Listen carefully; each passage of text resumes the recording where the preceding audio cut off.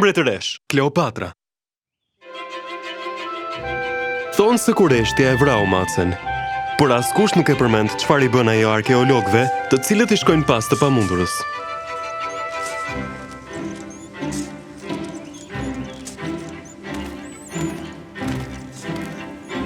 Përse po gërmojmë në një piceri?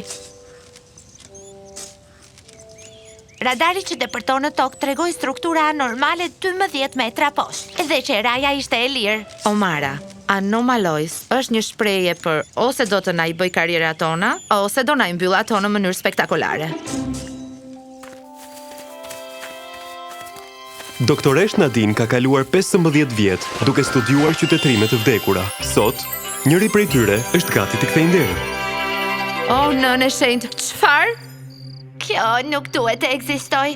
Teknikat e prodhimit të xhamit se kjo nuk u zhvilluan Deri sa kur, Omara? Kjo është e pamundur. Edhe sipas përvojës time, kjo e bën plotësisht të pazëvendësueshme. Më kuptove? Nëse Nadine do të kishte ditur atë çka çdo viktim filmi horror mëson shumë vonë, ndoshta ajo do të ishte tërhequr. Në vend të kësaj, ajo shtriu dorën dhe Doktores Hasan, qëndru larg!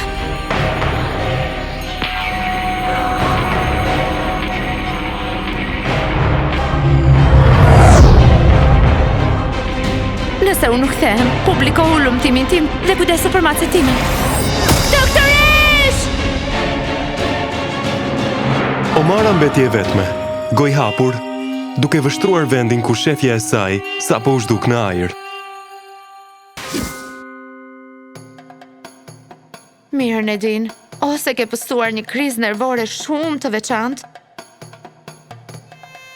ose po qëndron në setin më të shtrenjtë filmi që ka ndërtuar ndonjëherë njeriu. Oh, jo, kjo nuk është mirë.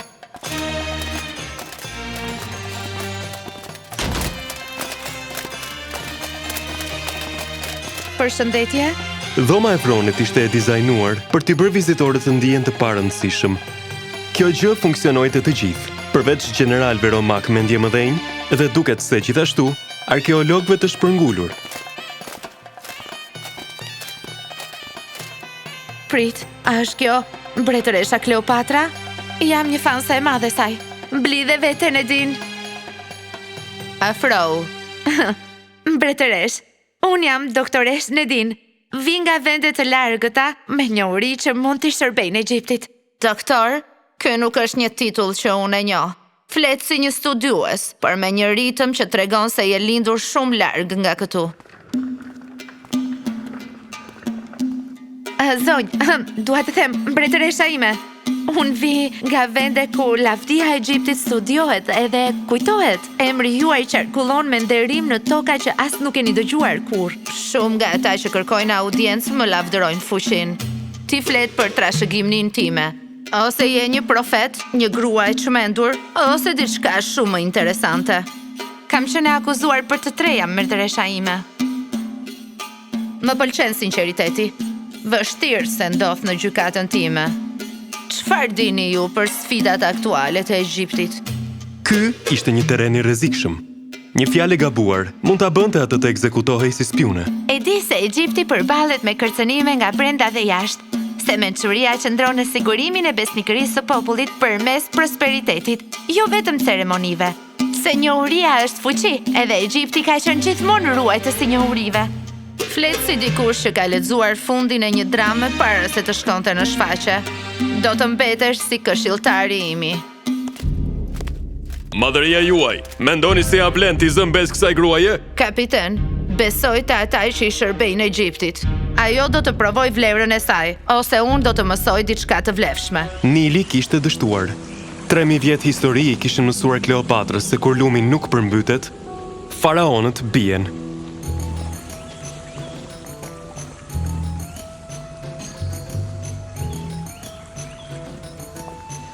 Madhëria juaj, peshqet janë shtukur nga ujërat e cekta. Të moshuarit po thonë se nëna hyjnore është e zemëruar. Atëherë ne nuk do të dështojmë. As ajo.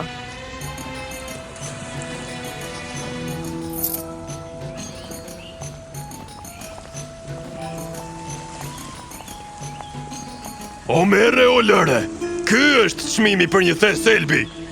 Ky çmim është sa për 3 muaj paga. Kur të tjerët sundonin me frikë, Kleopatra sundonte me vendosmëri.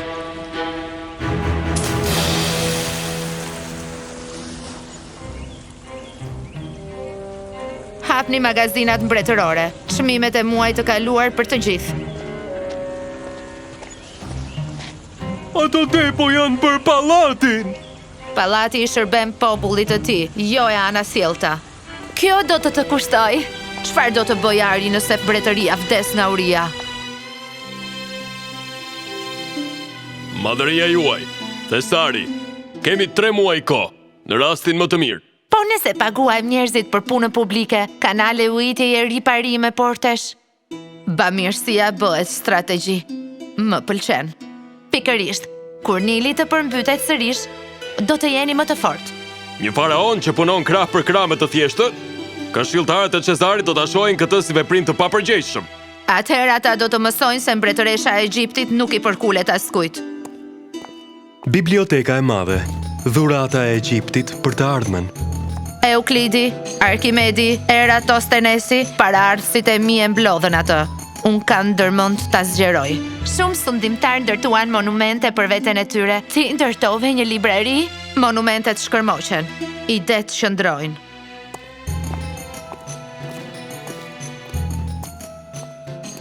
Madhëria juaj, shifrat e reja thonë se toka është më e madhe se sa mendonim.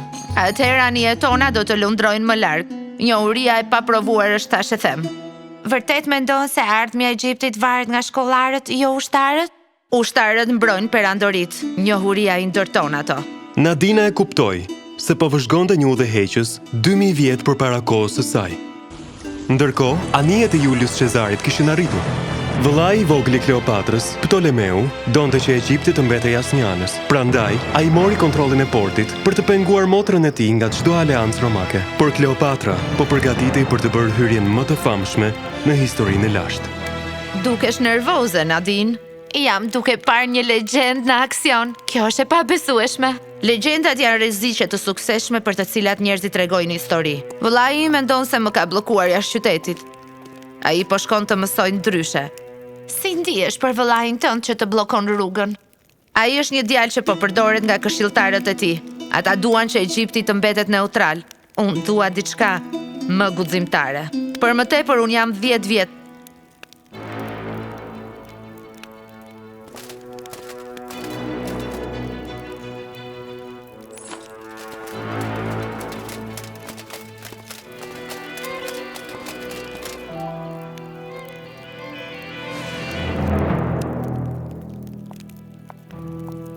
Mbretëresh Kleopatra ma merr mendja? General Cezar, besoj se hyrja ime është e paharueshme. Reputacioni i inteligjencës suaj që nga vërtetin e vlerësuar. Po ashtu edhe i juaj, për njohjen e mundësive kur ato hapen përpara jush. Dhe ja kështu, 2 mendje të shkëlqyera që po i krekoseshin njëra tjetrës në një tabel shau perandorish. Atëherë Egjipti ofron Romës grur, ar dhe pozicion strategjik. Po Egjipti çfarë kërkon në këmbim? Njohje, respekt dhe partneritet. Jo një mashtrim i maskuar si mbrojtje. E admiroj qasjen tuaj. Faleminderit, Julius. Pra kemi një marrëveshje. Po, e kemi. Instinktet historiane të Nadinës po bërtisnin për rrezik. Ajo vërtitej në përkalime sekrete dhe njohuritë e saj arkeologjike mbi planin e kalimeve të pallatit rezultuan të paçmuara. Ceremonia e nesërme siguron mbulim të përsosur. Ndotim nektarin mbretëror dhe Egjipti fiton një sundimtar më të menaxhueshëm. Po planifikojnë të helmojnë Kleopatrën. Dhe si do veprojmë kundër tyre pa shkaktuar panik? Për më tepër na duhen prova. Mos u shqetëso për këtë. Ne nuk e ndalim komplotin. Thjesht shtojmë një kthes. Le të jetë mbi jetesa e Kleopatrës dëshmi që ajo ka mbrojtje ujnore në sytë e popullit. Ti mendon si politikane, jo si shkollare. Ka mësuar nga më të mirët. Ceremonia e nënës hyjnore për popullin, mbretëresha e tyre, por i linte si nëna e tyre rojtare. Për konspiratorët, ishte koha e vrasjes. Por doktoresh Nadine ishte e gatshme të ndërhynte në histori.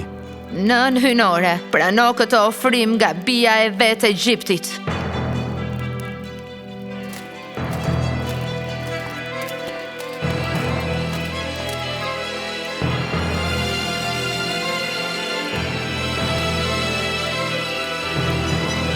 Madhëria juaj, kini kujdes. Tradhtia fshihet mes nesh.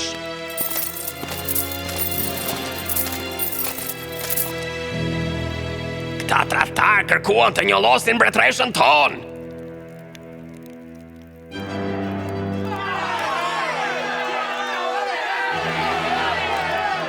Komploti i vrasjes u bë prova se dështoi.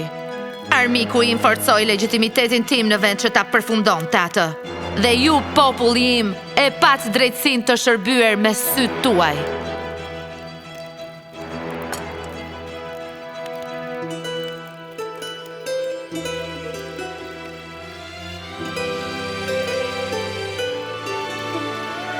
Roft mbretëresha!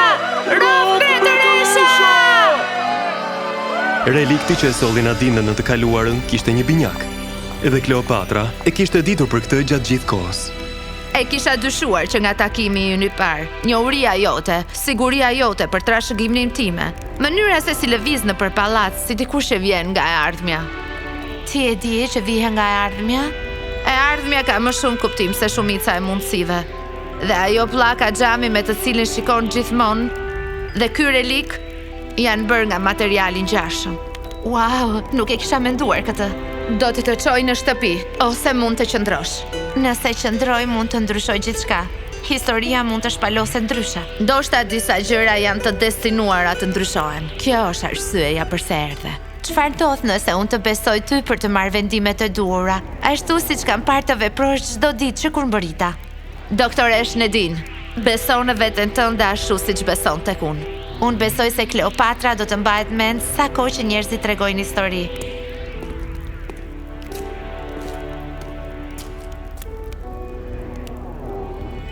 Prit, mund të bëjmë një selfie të shpejt? Një selfie? Thjesht mbaj dy gishtat lart dhe buzëqesh.